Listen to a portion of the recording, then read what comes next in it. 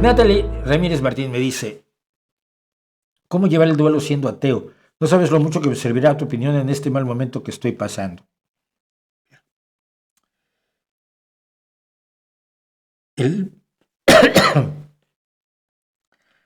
La gente, lo que somos es nuestras memorias, ¿ok? Lo que somos nosotros como personas son nuestras memorias. Cuando nos quitan la memoria dejamos de ser nosotros, como le pasa a la gente que tiene Alzheimer, ¿no? Que pierde la memoria.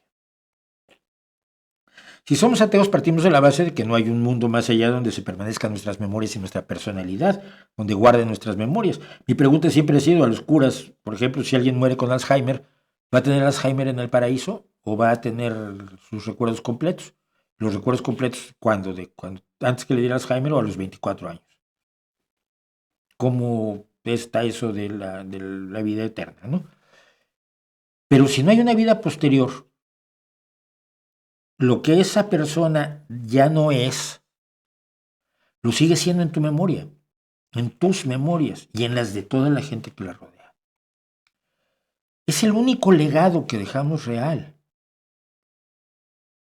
Yo soy muy consciente y cuando he estado frente a personas que han fallecido, estoy muy consciente que ya no son ellos. Ellos dejaron de ser, se disolvieron como su digestión y como su circulación y como su respiración. Las funciones electroquímicas de su cerebro que conformaban la personalidad, las características, el humor, la bonomía o lo que fuera de una persona a la que se quiso mucho, ya no está allí. Desapareció como tantas cosas desaparecen en el mundo. Pero tengo su recuerdo. Mira, te voy a poner un caso que me parece más relevante por quienes lo mantuvimos vivo. Mi abuelo murió en 1930, 6 de enero. Yo nací 25 años después. De hecho, dentro de 5 años se cumplen los 100 años de la muerte de mi abuelo.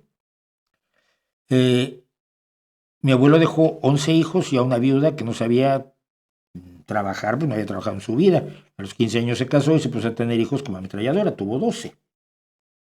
Y luego pues ya se murió el marido y se quedaron sin dinero y tuvo que aprender a sacarlos adelante. Mi abuela, que es una señora maravillosa, y se contaban las historias de mi abuelo, y mis tíos contaban historias de mi abuelo, y mis tías contaban historias de mi abuelo. Los hijos que nacieron eran desde casi adultos hasta una pequeñita de brazos, se contaban cosas de mi abuelo. Y a un primo mío, que ya falleció también, y a mí nos fascinaba la idea de cómo era Fernando, ¿no? Un buen tipo, un campesino de las montañas asturianas del Consejo de Llanes, aquí a media hora de donde estoy yo, 40 minutos. A veces digo 20 minutos, siempre me riñen, o me equivoco. Un campesino que se fue a México y bueno, más o menos hizo fortuna, pero siempre fue buena persona y ayudó a hacer el centro asturiano porque lo que querían era hacer un equipo de fútbol. Esa es la realidad. Lo primero que hicieron en el centro asturiano. El centro asturiano de México, que hoy conocen todos, empezó con ganas de hacer un equipo de fútbol, que fue el primer campeón de liga en México, por cierto. La primera vez que hubo un campeonato de liga en México. Y mi abuelo fue tesorero del centro asturiano y parece que trató bien a todo el mundo y que era un tipo buena gente. Yo he mantenido vivo, mi primo y yo mantuvimos vivo el recuerdo de mi abuelo y anotábamos las anécdotas que nos contaban y guardábamos sus fotos. Pero se murió hace un montón de años. Pues sí, pero era un buen tipo, ¿no? Mis hijas saben mucho de su bisabuelo, que haberlo conocido, nacieron en 80 y en 84, nacieron 60 años después de no, 50 años y 54 años después de la muerte de mi abuelo. Pero lo siguen queriendo, como a mi abuela. Y siguen reconociendo el valor que tenía ese campesino asturiano que se fue a hacer la América y que hizo una familia con una mujer de origen zapoteca, ¿no? De origen mexicano, de origen indígena mexicano. ¿Está vivo mi abuelo? ¿Está vivo don Fernando? Pues sí. Y doña Sofía, su esposa, también, murió muchísimos años después, murió en los años 70. Pero eso es lo que nos dejan las personas que mueren. Entonces, en vez de llorar lo que ya no nos dan, hay que celebrar lo que nos dieron y recordarlo y reafirmarlo y decir, oye, mira, era bien buena persona, hacía esto y trabajó así por su familia, hizo esto con sus amigos y además jugaba muy bien al curling, ¿no? ¿Qué sé yo? Y sus defectos, pues tratar un poco de olvidarlos, sobre todo si no dejó heridas graves y cicatrices profundas en la gente a su alrededor. Si las dejó, se le olvida y ya.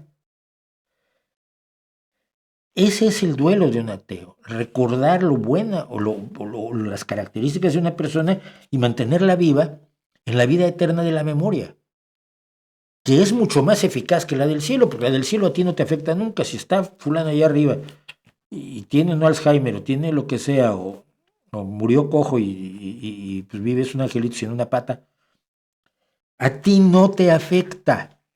Su vida eterna no tiene relevancia sobre nosotros los que estamos aquí si existiera tal vida eterna. Pero su memoria, su legado, lo que hizo, lo que inventó, lo que se le ocurrió, los chistes que contaba, lo mala gente que era incluso, ¿no? Pues esa es la vida eterna que le damos a la gente. Y cuando te puedes acordar de un antecesor, de un ancestro así, durante casi 100 años, más de 100 años, porque mi abuelo llega a México en 1890, imagínate. Si puedes acordarte de una persona así y festejar que pues, gracias a ella y a sus esfuerzos hoy estás donde estás y luego pues, tú vas a hacer más para estar, que los tuyos estén más allá. Pues, eso es darle la vida eterna a quien, o si no la vida eterna, por lo menos prolongarle mucho la vida a quien perdimos, ¿no? Entonces, no, más que lamentar la pérdida, es festejar el legado, porque además sufrir la pérdida es una cosa totalmente egoísta. Es lo que ya no va a ser para ti, ya no te va a hacer queso como hacía mi abuela, o ya no te va a contar cuentos como contaba mi abuela, cuando yo era niño, claro. Ya no va a darme cariño, ya no va a darme consejos, ya no va a mí.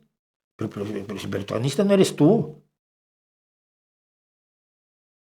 Lo que haya vivido esa persona, y más si es mayor de edad y vivió una vida plena, pues es lo que hay que festejar, ¿no? E incluso si es joven, si murió haciendo lo que quiso, por ejemplo. Recuerdo a unos compañeros montañistas que murieron en un desprendimiento del glaciar de la cabeza del Iztaccíhuatl, de la mujer dormida, en el volcán en México. Y bueno, pues, es una tragedia y es horrible, y murieron muy jóvenes, pero murieron haciendo lo que les gustaba y sabiendo el riesgo que corrían, por ejemplo, ¿no? Entonces, yo creo que esa es la forma de abordarlo. El cuerpo que está allí, la carne que está allí, ya no es esa persona, pero las memorias sí lo son.